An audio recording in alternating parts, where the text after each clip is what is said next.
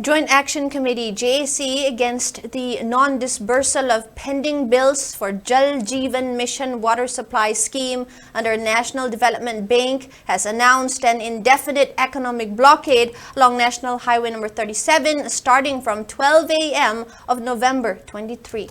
The decision was made during a meeting held yesterday at the Kumji Community Hall in None District.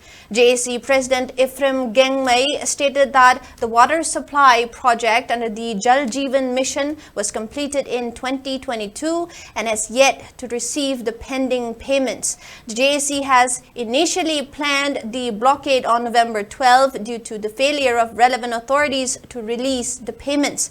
However, following appeals for an additional 10 days, the JAC had temporarily suspended the blockade. Despite multiple memorandums submitted to the relevant departments and the company, no substantial action has been taken to resolve this issue. Jjm-Ndb further warned that any untoward incident arising from the blockade would be the responsibility of MLA Dinganglung Jjm-Ndb, MLA Zanghyamlung Panmay, PhD Minister Susindro, and contractor Vishnu Prakash.